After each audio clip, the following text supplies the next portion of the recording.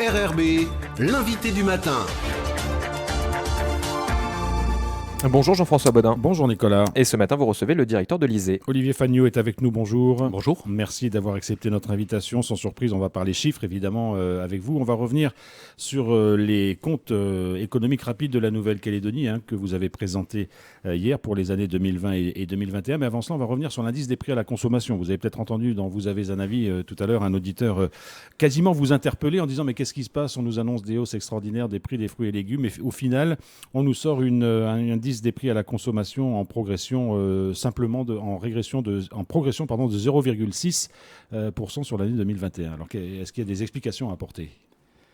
Je crois que l'auditeur a raison de constater que sur l'ensemble des prix des biens et des services, l'augmentation est seulement de 0,6%. Mais je pense qu'il a aussi dit que les prix des légumes et des fruits avaient largement augmenté durant l'année. Et si on regarde la totalité des chiffres qui sont publiés par l'ISEE, on s'aperçoit que pour l'alimentation, par exemple, on a une augmentation de 2,7% qui est importante sur 2021 et qui est consécutive à une augmentation de 2,4% en 2020. Donc en fait, ça fait plus de 5% sur l'alimentation. Et l'alimentation, c'est ce qui correspond au ressenti des personnes, c'est ce qu'on achète tous les jours, qui marque notre mémoire. Et du coup, j'ai regardé sur 10 ans sur l'alimentation, alors que l'indice général augmente de 13% seulement, l'alimentation augmente de 20%. Voilà, donc je dirais qu'on est vraiment en phase avec le ressenti des personnes, des auditeurs, et que l'augmentation est vraiment très significative. Alors la part fruits et légumes ou alimentation, en tout cas, elle représente à peu près combien dans l'indice des prix ? En proportion. L'alimentation, c'est 20%. 20%. Voilà. Alors, c'est 20% du budget moyen calédonien. Bien entendu, chacun a une structure de budget différente et peut ne pas se retrouver dans ces 20%. Alors, ce qui est sûr, c'est que depuis quelques années, vous dites que vous avez regardé les chiffres, c'est une augmentation assez constante. C'est assez constant, avec une accélération sur au moins les deux dernières années, plus de 5%. Là, c'est vraiment très significatif. Et malheureusement, il est probable que ça se poursuive sur les prochaines années, parce que tout le contexte actuel fait qu'on s'attend aussi à des hausses qui concernent l'alimentation à venir. Alors Olivier Fagnot, vous avez sorti les prix à la consommation, une synthèse de l'année 2021. Depuis le début de l'année, normalement tous les mois, il y a un indice qui est publié. On n'a pas eu encore janvier et février. Il y a une raison particulière à cela ? Effectivement, normalement, ça tombe automatiquement le 15 de chaque mois. Et il se trouve que nous avons procédé à un rebasement de l'indice, c'est-à-dire qu'on va intégrer dans l'indice des prix de nouvelles séries. On a supprimé des séries qui étaient obsolètes et on a intégré un nouveau jeu de pondération, c'est-à-dire une nouvelle structure de la consommation des Calédoniens. Et c'est une démarche administrative qui doit être validée par le Congrès et on passe en séance publique le 28 mars. Et juste après, on sortira coup sur coup janvier-février et ensuite le mois de mars. Donc on aura très rapidement le premier trimestre 2022. Tout à fait. On va revenir maintenant, si vous le voulez bien, sur les comptes économiques rapides de la Nouvelle-Calédonie pour les années 2020-2021. On rappelle que c'est le CEROM qui publie ses résultats, que le CEROM est le regroupement de l'ISEE, de l'AFD et de l'IOM. C'est pour avoir un maximum de données, c'est ça en fait ? Exactement. C'est le croisement de regards avec des partenaires complémentaires, qui fait un partenariat très riche et auquel on tient beaucoup, effectivement. Alors 2020-2021, évidemment, c'est les 2 années marquées par la crise sanitaire.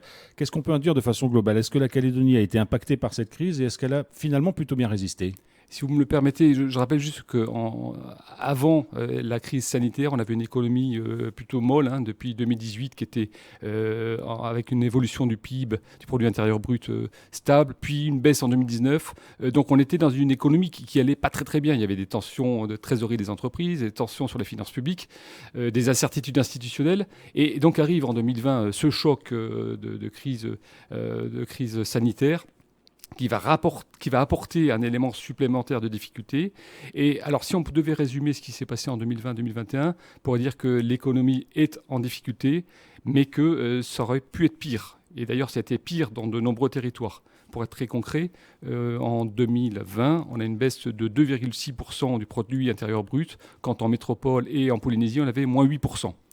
Voilà. Donc, on peut. Alors, qu'est-ce qui fait qu'on s'en est bien sorti c'est en fait beaucoup d'aides, donc des aides massives de soutien et d'accompagnement des pouvoirs publics qui avaient pour but de protéger l'économie, de soutenir le consommateur, donc les ménages, le consommateur dans les demandes adressées aux entreprises. Et ce qu'on peut dire, c'est que, au regard des économies des autres territoires, ça a été relativement efficace. Alors, ce qui s'est passé aussi, mais peut-être qu'on peut arriver à le quantifier maintenant, c'est qu'on sait notamment qu'en 2020, les Calédoniens ont été forcés à l'épargne d'une certaine façon et qu'ensuite ils ont reconsommé. Ça a été une démarche importante. Et ça a été en fait spécifique à 2020. On ne le revoit pas avec autant de force en 2021. Effectivement, premier confinement de 2020, on a une épargne importante qui est accumulée. Donc c'est pour ça qu'on a parlé d'épargne forcée et qui se manifeste une fois que le confinement est fini par des achats et notamment sur des domaines qu'on n'attendait pas forcément. Les voitures notamment. Voilà. Voitures neuves. Le mois de juillet, c'est un record de vente de voitures neuves, effectivement.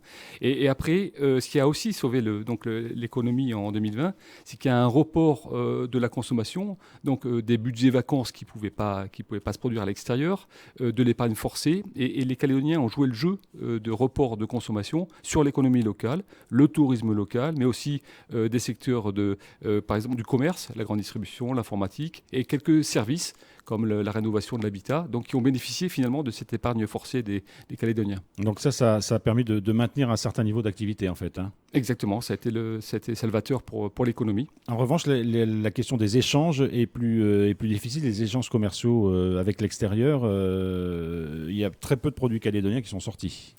Alors, on constate une baisse à la fois des exportations, une baisse des importations, mais une baisse plus importante des importations. Alors, ça veut dire que le déficit commercial a baissé, ce qui est plutôt une bonne nouvelle pour le produit intérieur brut. Mais il ne faut pas se tromper quand même sur la question des importations. 2019 avait été exceptionnel. C'était l'achat de palangriers, c'était l'achat de néobus, c'était l'achat d'avions pour la compagnie internationale. Donc c'était une année exceptionnelle. Donc que l'année 2020 soit en baisse importante sur ces importations, c'était attendu. Je pense que ce qui est important de voir, c'est la demande interne. En fait, c'est la consommation des ménages et l'investissement qui sont en baisse, effectivement, en 2020. Qui sont en baisse donc pour la consommation des ménages moins que ça aurait pu l'être. Et pour les investissements, par contre, là, on voit bien que si les investissements des ménages ont plutôt résisté, alors les investissements des entreprises et des administrations ont vraiment baissé. Alors évidemment, je ne vais pas vous demander quelles sont les prévisions pour 2022 parce que c'est forcément difficile, mais ceci dit, au regard de ce que vous venez d'indiquer, est-ce qu'on est sur des tendances un petit peu de long terme quand même ou est-ce que la crise Covid a rajouté des éléments de court terme ? Il faut parler un peu de 2021, c'est-à-dire que la crise, oui, elle est là, mais il n'y a pas que ça en 2021. Je vous cite quelques éléments qui ont eu un impact sur la consommation et sur l'investissement aussi des différents acteurs. On a la crise liée au choix du repreneur Valais-NC du premier trimestre, ça a eu des impacts. On a bien entendu la tenue du 3e référendum qui a eu des impacts. On a aussi des tensions sur les approvisionnements, tant en coût qu'en délai, et ça c'est dû au rebond des économies mondiales qui a augmenté une demande mondiale. On a un élément exceptionnel mais tout à fait notable, les intempéries et les dépressions. Niran, Lucas, Ruby, ça a été totalement exceptionnel et ça a des impacts forcément, notamment sur l'agriculture. On a aussi la mise en place tardive du gouvernement qui a provoqué une situation d'attentisme. Et enfin, je dirais que la crise sanitaire a évolué. On est passé d'une situation de Covid-free à une situation avec les premiers décès.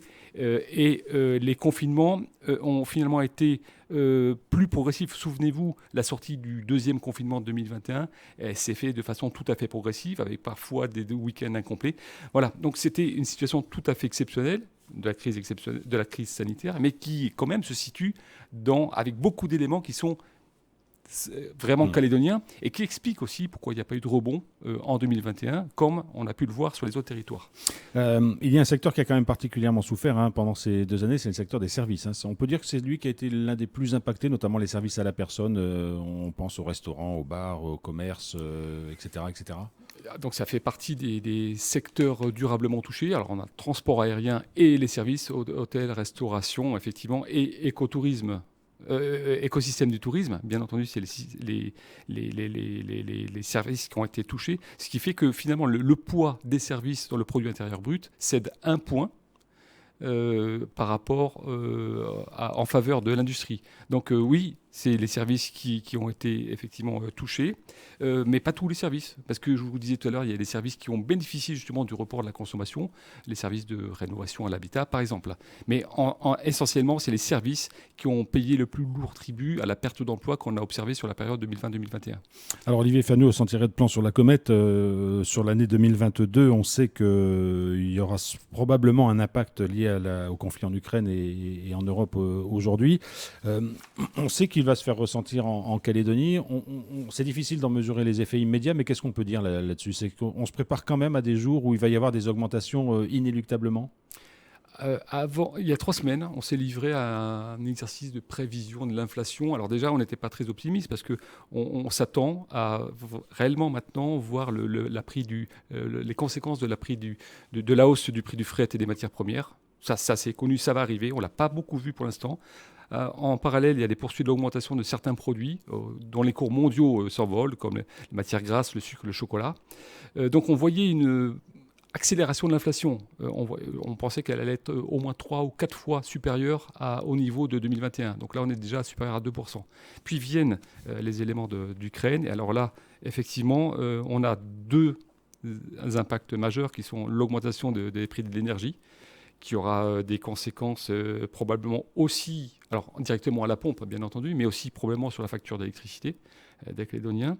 On a aussi du coup le coût du fret qui va en être augmenté. Et puis il y a tout l'aspect autour de l'Ukraine qui est le grenier à blé de l'Europe, et donc les cours mondiaux du blé, puis des produits dérivés du blé, de l'alimentation animale par exemple. Oui, effectivement, on pense qu'on va avoir des mois, voire des années compliquées derrière. Vous parlez d'années, hein? Ça sera lié à la situation de l'Ukraine, donc on ne sait pas si ça sera résolu en quelques mois. Et ces impacts pourraient intervenir d'ici 1 ou 2 mois, ça peut être très rapide, les premiers effets? Alors les premiers effets liés directement à l'Ukraine, au conflit, oui, effectivement, on a toujours un décalage par rapport à ce qu'on voit au niveau national. Ce qu'on voit au niveau national, vous voyez, prenons un exemple très simple sur l'augmentation des prix des carburants. Ils ont augmenté de 20% en quelques semaines. Alors les prix du carburant, le poids du carburant dans le budget calédonien, c'est 5%. Si on augmentait de 20% comme au niveau national, l'indice des prix à la consommation, donc l'inflation augmenterait automatiquement de 1%. Voilà. On va suivre tout ça avec vous, évidemment, dans les mois qui viennent. Merci beaucoup, Olivier Fanot, d'avoir été avec nous ce matin. Je vous remercie.